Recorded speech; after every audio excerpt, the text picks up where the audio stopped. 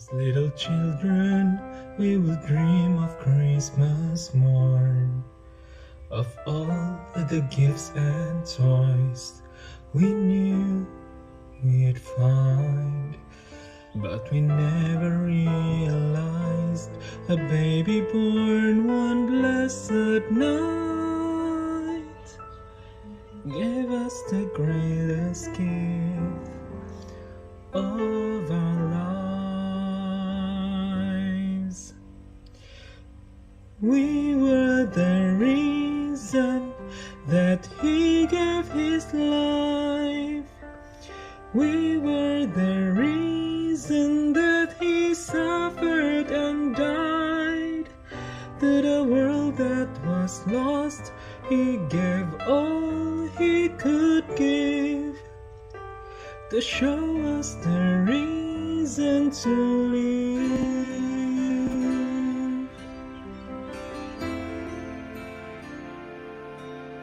As the years went by, we learned more about gifts, the giving of ourselves and what that means. On a dark and cloudy day, a man hung crying in the rain because of love, all because of love. We were the reason that He gave His life.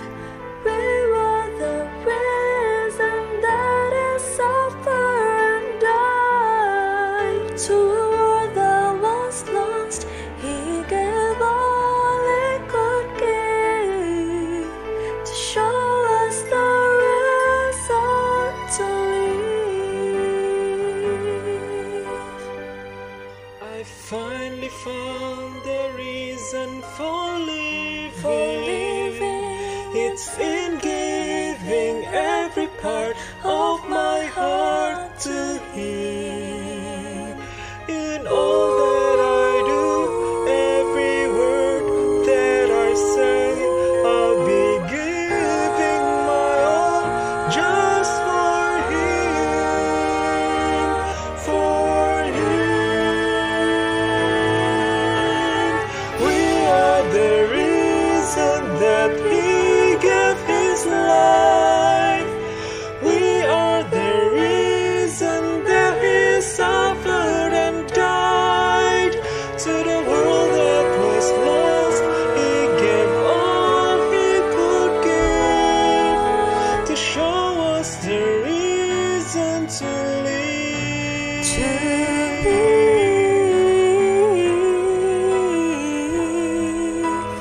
He is our reason to live.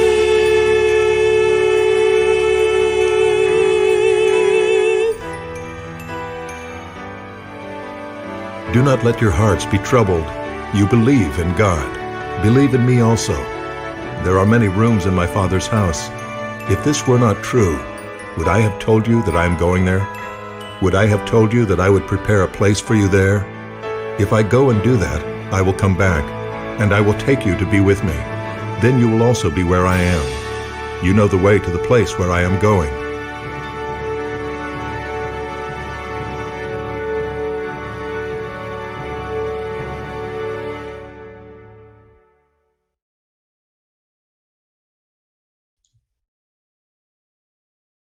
Amin. Ya, terima kasih kepada lagu istimewa yang telah dikongsikan ataupun kita dengar sebentar tadi daripada dua sahabat kita, yaitu saudara Jason dan juga saudari Christina Rubil. Ya, satu lagu yang sangat baik, ya, yaitu bertajuk We Are the Reason. So, pada malam ini, sebelum kita menyerahkan masa yang istimewa ini, kita teruskan ke dalam acara mendengar perkongsian khotbah ataupun yang disampaikan oleh pembicara kita. Di sini ada pengumuman yang akan saya sampaikan berkenaan dengan kesaksian, ya. So saya dipahamkan bahwa sesiapa di antara kita yang mempunyai kesaksian bagaimana ataupun tentang doa pengalaman doa yang telah dijawab, mempunyai pengalaman doa yang telah dijawab, kamu boleh berhubung dengan Pastor Mike Lin ya untuk hal ini, di mana kesaksian ini akan dibawa pada hari Sabat yang akan datang. Jadi kamu boleh terus berhubung kepada Pastor Mike Lin. Oke, sekarang adalah masa yang kita tunggu-tunggu sebelum kita pergi kepada bilik doa kita. Kita akan mendengar terlebih dahulu khotbah yang akan disampaikan oleh seorang pendeta yang saya percaya kita semua mengenali beliau.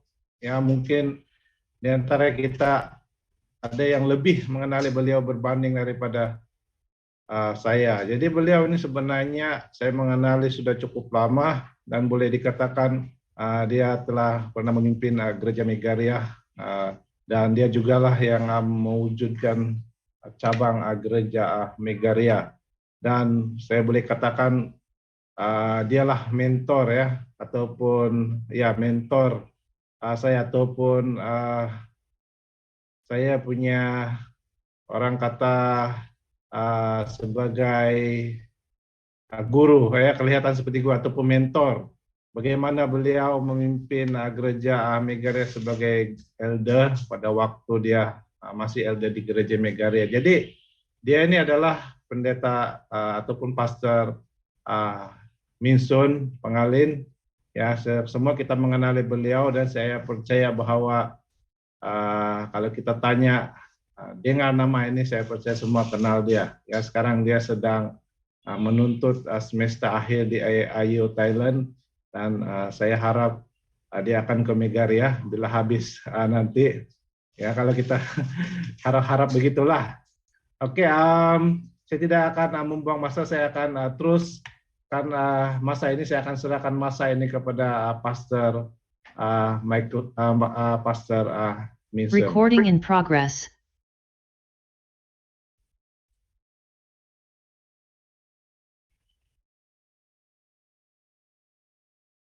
Terima kasih dengan alu-aluan yang luar biasa daripada Elder Megaria. Elder Nelson, ya, tak payahlah huruf penuh sangat. Elder Nelson. Satu invitation yang baik dan English cakap, so be it. Jadilah.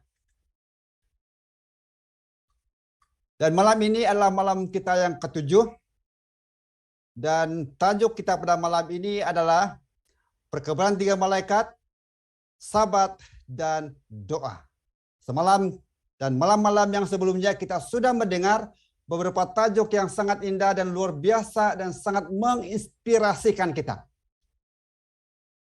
Ini sesuatu yang sangat baik untuk kita bergabung dalam doa. Bila saya bergabung dalam 10 doa ataupun 10 hari berdoa ini, saya ingat 20 tahun yang dulu, sewaktu saya masih sebagai elder di Megaria, Pastor McLean sudah mengadakan 1 minggu berdoa.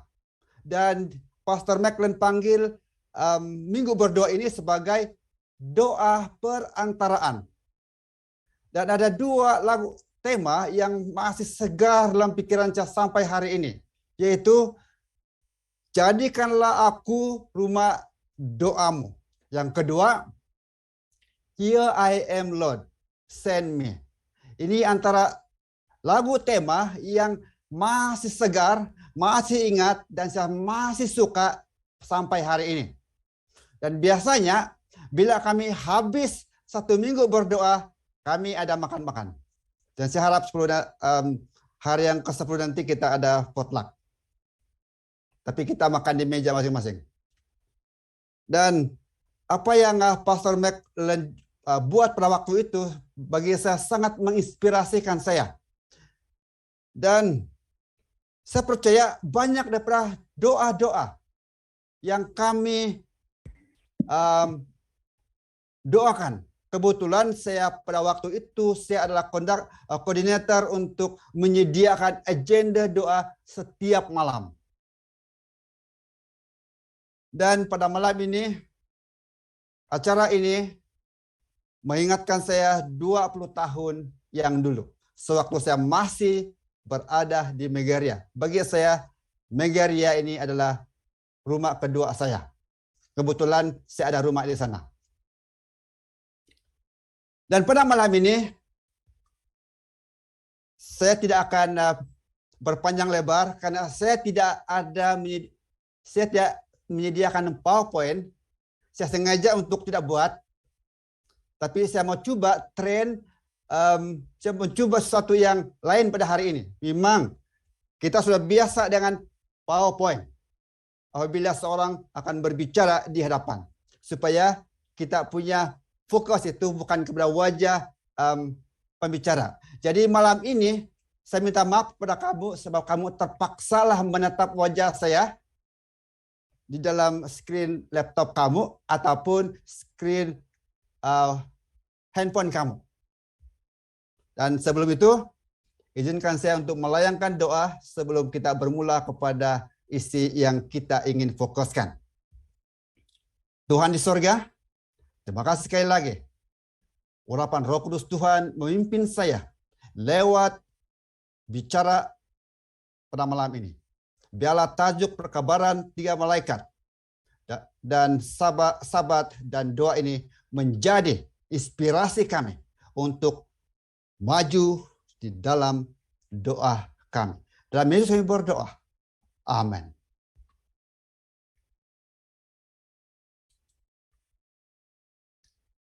Ayat inti kita pada malam ini adalah di dalam Yesaya 56 ayat 5. Di mana ayat ini berbunyi, kepada mereka akan kukurniakan dalam baitku dan dalam pagar tembokku suatu tanda pengingat dan suatu nama. Itu lebih baik daripada anak laki-laki dan perempuan. Aku akan mengurniai mereka nama abadi yang tidak akan lenyap. Dan orang asing yang mengikatkan diri kepada Tuhan untuk beribadah kepadanya, untuk mengasihi nama Tuhan, dan untuk menjadi hambanya. Yaitu semua yang memelihara hari Sabat supaya tidak dicemari dan yang berpegang kepada perjanjianku. Mereka akan kubawa ke gunungku yang suci dan aku akan kuberikan kesukaan dalam rumah doaku. Korban-korban bakaran dan korban-korban sembelihan mereka akan diterima di atas mezbahku. Karena rumahku akan disebut rumah bagi segala bangsa. Yesaya 56 ayat 5 hingga 7. Satu perkara yang begitu menarik di dalam ayat inti kita ini, di mana rumahku akan disebut sebagai rumah doa bagi segala bangsa. Dan bila saya melihat rumah doaku, ini benar-benar mengingatkan saya lagu tema yang pernah dinyanyikan di dalam Gereja Megaria 20 tahun yang dulu. Dan saya sangat rindu dengan situasi itu. Tapi kita tidak boleh kembali pada situasi itu. Oke. Kita akan fokus dengan tajuk kita pada malam ini. Yaitu perkabaran 3 malaikat, Sabat, dan doa. Jadi tidak dapat dipisahkan antara Sabat dan doa ini. Tapi kita akan lebih fokus sedikit kepada doa. Sabat. Dan bila kita lihat ayat yang kita baca ini, ataupun yang kamu dengar, yang dimana jangan hari Sabat itu dicemari. Jangan kita melakukan sesuatu yang tidak manis, tidak menyenangkan Tuhan pada hari Sabat. Dan satu perkara yang saya ingin kita pikirkan ataupun saya ingin menarik perhatian dalam ayat ini adalah rumahku akan disebut rumah doa. bagi segala bangsa. Tidak ada bangsa yang dikecualikan. Semua bangsa. Jadi, di mana itu rumah doa itu? Boleh jadi gereja juga hari ini disebut sebagai rumah Tuhan. Karena disitulah tempat kita beribadah. Disitulah tempat kita menyembah Tuhan dan juga berdoa untuk memuliakan Tuhan.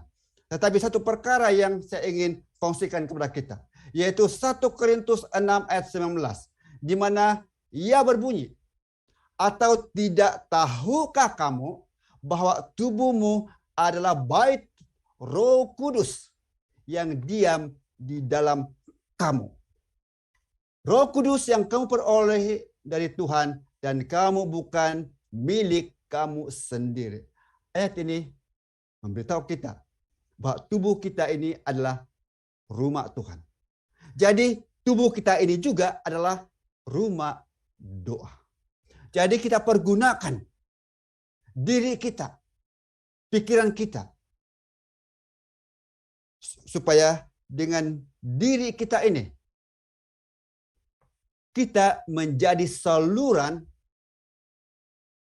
kuasa doa kepada orang lain.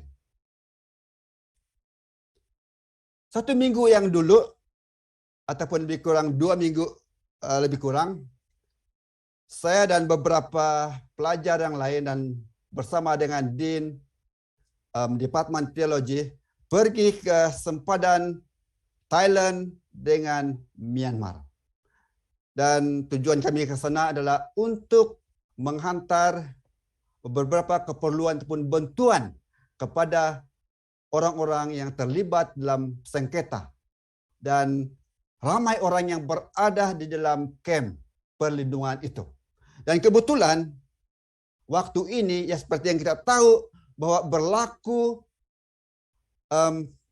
peperangan di antara pihak penentang dengan kerajaan. Dan peperangan ini berlaku di sempadan Thailand dengan Myanmar. Dan kebetulan tempat yang kami tinggal itu di mana dipanggil sebagai Seminari Adventist Karen. Artinya seminari itu dimiliki oleh gereja Karen. Karen ini adalah salah satu bangsa kaum di Myanmar yang terusir karena masalah yang berlaku. Saya percaya Pastor McLean pernah biasa dengan nama Karen ini. Dan salah satu yang mengganggu pikiran saya pada awal pagi, lebih kurang dalam 4:30 begitu. Bila saya mendengar satu letupan yang kuat sekali. Dan disusuli dengan tembakan yang padu, yang talu, orang Melayu cakap tembakan berbalas tembak. Dan itu sangat mendebarkan hati saya. Karena suara itu begitu jelas sekali. Dan dipahamkan bahwa suara letupan yang kuat itu adalah bom yang dijatuhkan oleh kapal dari pihak kerajaan di perkampungan orang Karen ini. Dan situasi itu berlaku di dalam lebih kurang 3 jam ataupun 2 jam setengah begitu. Tapi saya memperhatikan tepat jam 7 mereka berhenti. Tidak ada lagi tembakan. Tidak ada lagi suara tembakan. Dan pada waktu itu, saya berpikir dalam hati saya, jikalau saya yang berada dalam situasi itu. Dan bila saya memikirkan tentang suara tembakan itu, pasti ada sesuatu yang buruk berlaku. Kalau tidak mati, barangkali dia akan tertembak dan cedera. Dan pada waktu itu saya bangunkan istri saya. Dan saya ajak dia berdoa. Karena dalam hati saya mau persengketaan itu disegerakan berakhir. Dan saya berdoa kepada Tuhan supaya persengketaan itu dan peperangan itu dapat dihentikan dengan segera. Itulah menjadi permintaan saya kepada Tuhan. Dan pada hari itu setiap kali saya berdoa, saya doakan untuk kiranya mereka itu dapat berdamai dan mencari satu solusi yang baik yang menghentikan peperangan di antara kaum penentang dengan kerajaan. Dan pada paginya kami sempat untuk pergi ke sedikit ke sempadan, tapi kami tidak dibenarkan untuk masuk ke bahagian Myanmar. Kami hanya berdekatan dengan kampung saja. Dan hanya 3 kereta daripada pihak kami yang dibenarkan untuk menghantar bantuan ke seberang. Dan pada waktu itu kami dikabarkan ada 6 askar yang tertembak atau mati. Dan ada beberapa orang yang cerdak. Dan kebetulan ada orang yang lalu di tempat kami yang sedang cedera, yaitu komando bahagian Karen. Dan bila saya melihat keadaan itu, saya begitu gemetar. Sebab ini perkara yang real di depan mata saya. Biasanya tengok di movie sahaja. Okey. Doa itu sangat kita perlukan untuk keperluan orang lain. Perkabaran 3 malaikat adalah satu panggilan yang penting untuk kita respon. Pertama, karena itu merupakan satu cara kita untuk menyembah kepada pencipta kita. Kalau kita perhatikan dalam Wahyu 14 ayat 7. Di mana ia mengatakan, dan ia berseru dengan suara nyaring, takutlah akan Tuhan dan muliakanlah Dia, karena telah tiba saat penghakimannya, dan sembahlah Dia yang telah menjadikan langit dan bumi dan laut dan semua mata air. Ini adalah perkabaran 3 malaikat, bukan perkabaran malaikat yang ketiga. Perkabaran 3 malaikat. Jadi adalah menjadi suatu pertanyaan dalam pikiran kita. Apakah artinya takut dengan Tuhan ini? Apakah arti dengan muliakanlah Tuhan? Ini adalah satu kandungan dan satu pertanyaan yang mungkin mengganggu pikiran kita. Apa artinya takut dengan Tuhan? Dan pastinya takut dengan Tuhan bukanlah seperti kita takut dengan hantu ataupun perkara-perkara yang lain. Takut dengan Tuhan memberi arti yang sangat istimewa. Karena bila kita takut dengan Tuhan, kita menghormati Tuhan. Kita menjaga diri kita daripada dosa. Kita menjaga pikiran kita, kita menjaga perkataan kita. Bahkan kita pelihara tubuh kita supaya jangan kita memasukkan makanan yang tidak memberikan kesehatan kepada kita.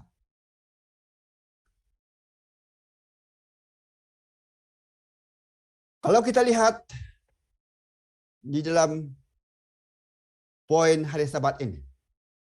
Hari Sabat merupakan disediakan Tuhan kepada kita sebagai suatu perintah dan arahan kepada kita.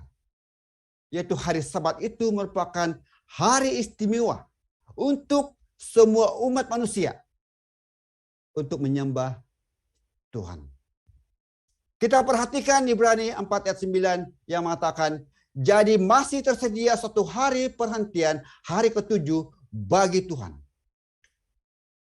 Dan Ibrani 4 ayat 10 yang mengatakan, barang siapa masuk ke tempat perhentiannya, ia sendiri telah berhenti dari segala pekerjaan sama seperti Tuhan sendiri berhenti dari bekerja. Jadi tuntutan Tuhan kepada umat manusia adalah berhenti pada hari Sabat untuk menyembah, menyucikan, dan menjadikan hari Sabat itu merupakan hari yang berbahagia. Sebab Tuhan sendiri telah menjadikan hari itu untuk dia berhenti. Dan dia berhenti bukanlah karena dia kepenatan untuk mencipta dunia kita.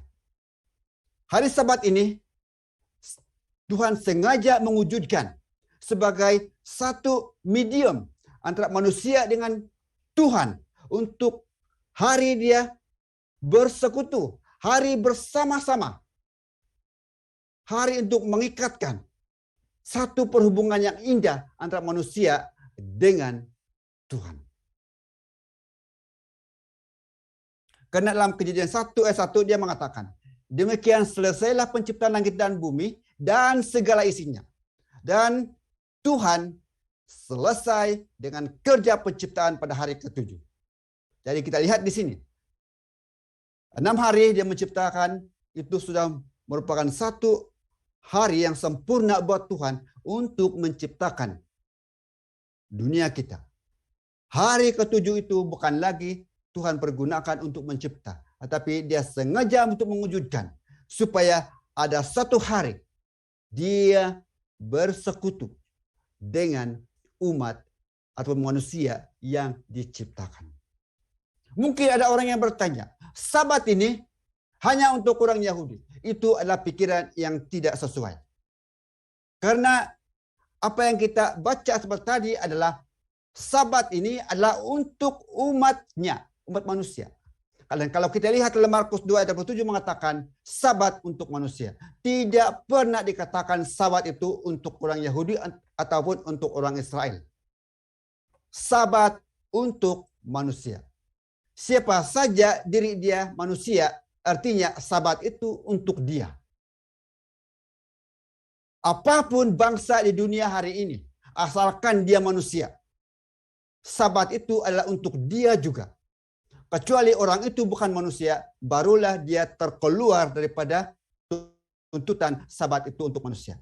Tapi selagi dia manusia, selagi dia punya status sebagai manusia, Sabat itu adalah ungkapan dan dituju untuk orang tersebut.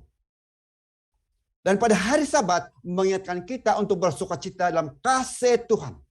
Karena kita menghargai Tuhan sebagai penjaga kita.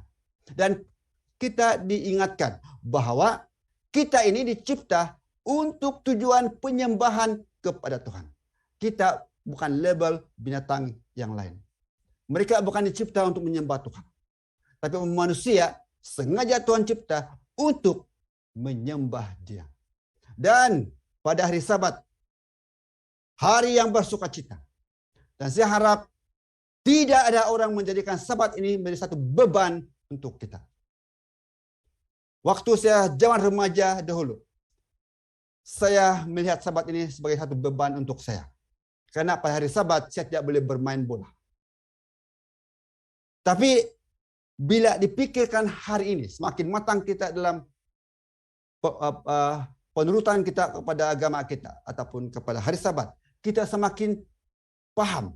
Hari Sabat itu merupakan hari kita bersukacita, bukan hari kita menunjukkan kemurungan ataupun panjang muka. Dan hari Sabat itu juga kita pergunakan untuk hari kita bukan saja menyembah Tuhan, tetapi kita mahu jadikan hari Sabat itu sebagai hari kita berdoa. Tapi hari ini kebanyakan kita mungkin mempergunakan Sabat itu hanya untuk bersembang-sembang sepanjang hari. Tapi alangkah baiknya Sabat ini dipergunakan satu aktiviti-aktiviti yang boleh membangun, boleh membina hubungan kita dengan Tuhan melalui doa. Dan pada hari Sabat itu juga kita boleh menggunakan dan berkunjung ke rumah saudara kita, sahabat-sahabat kita yang lain untuk mendoakan.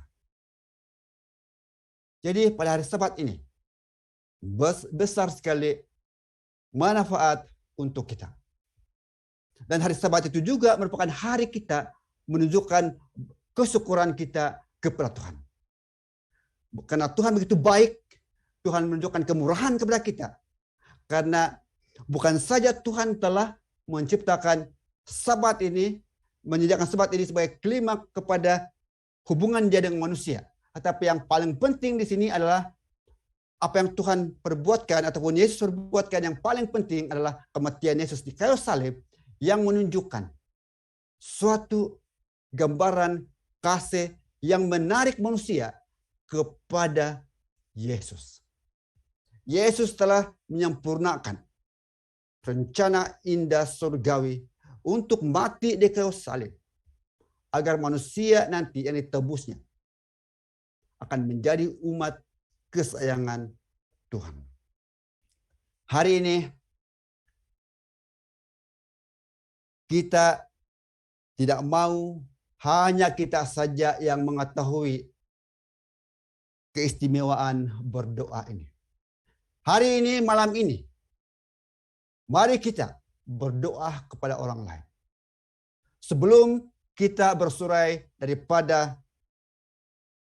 platform ini untuk kita masuk ke breakout room, saya ingin kongsikan satu cerita.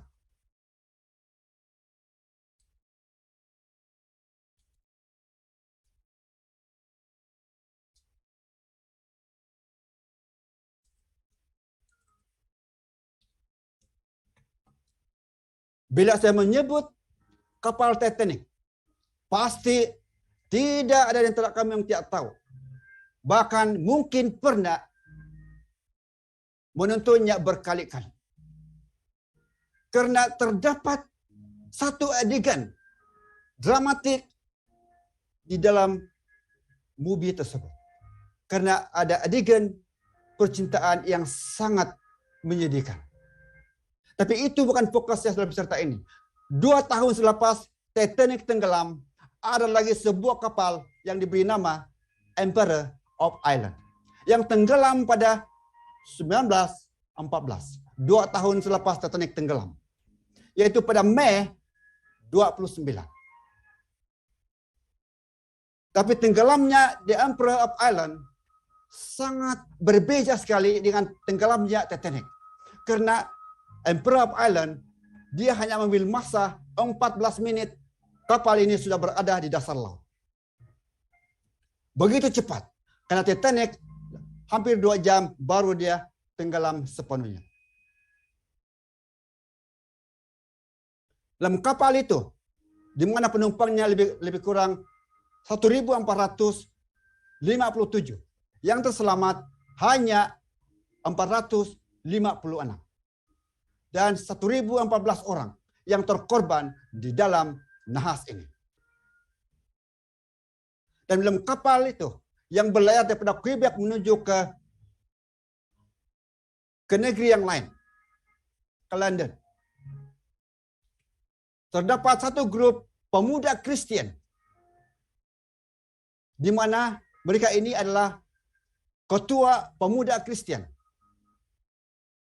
yang menghadiri kongres muda-mudi di London. Tapi pada malam itu kapal itu tenggelam. Tetapi mereka beruntung karena mereka tinggal di kabin yang hanya bersebelahan dengan baju keselamatan ataupun life jacket. Dan mereka bersempat untuk mengambil life jacket itu dan terjun ke dalam air yang sejuk.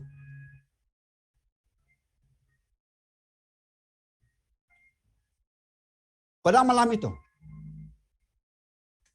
berakhir tragedi di mana saya katakan 456 yang terselamat.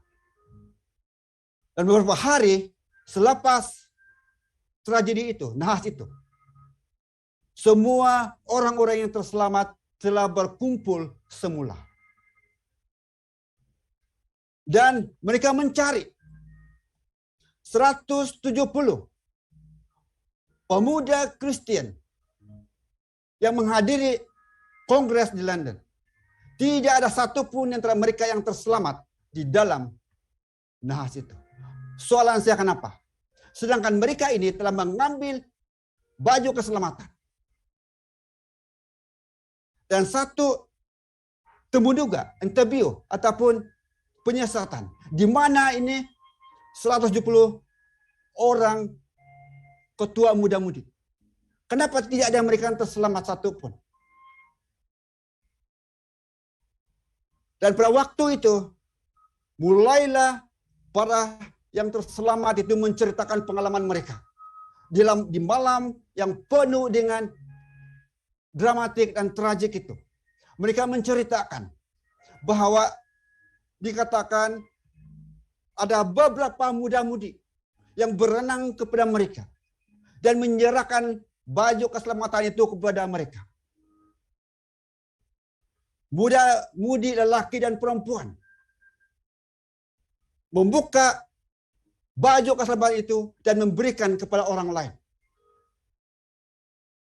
Apabila tidak ada lagi baju jaket yang diberi, mereka berenang ke sana dan kemari dan berteriak,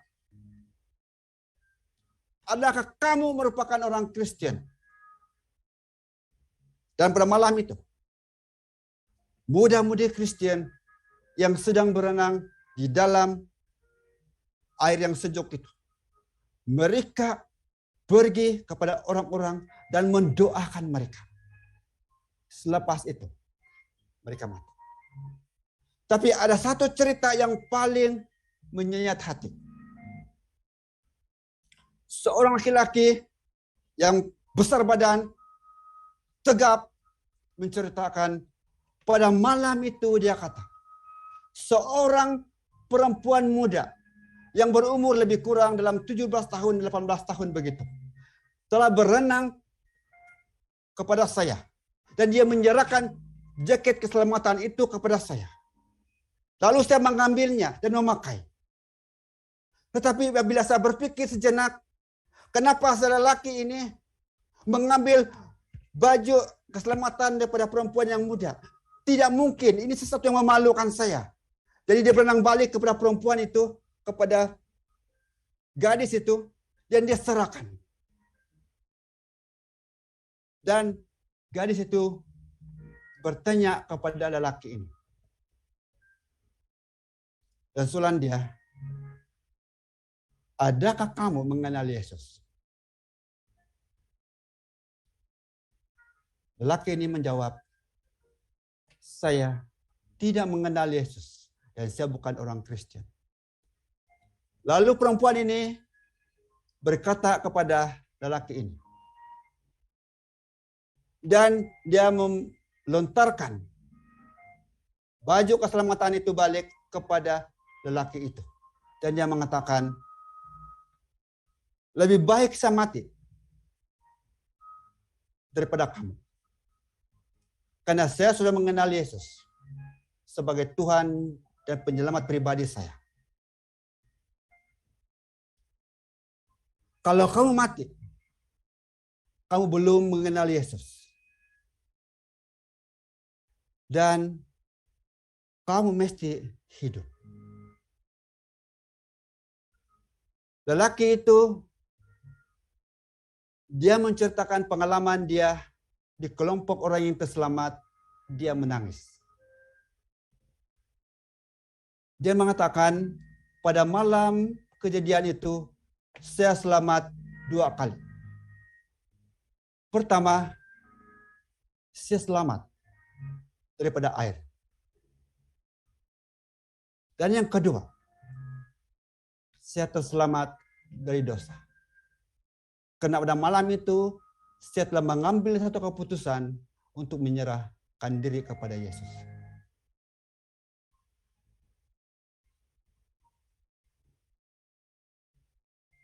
Adakah kita pada hari ini sanggup untuk meluangkan masa untuk bergabung bersama-sama dalam doa? Karena ada ramai orang di sana yang sedang menunggu doa kita. Ada ramai orang di luar sana yang menunggu lowongan doa kita. Mari kita dedikasikan masa kita untuk mengingatkan orang-orang dalam keperluan, dalam pergumulan mereka, dalam keperluan mereka. Karena doa kita menjadi jambatan kepada orang untuk mengenal Yesus lebih dalam lagi. Terima kasih. Tuhan memberkati kita.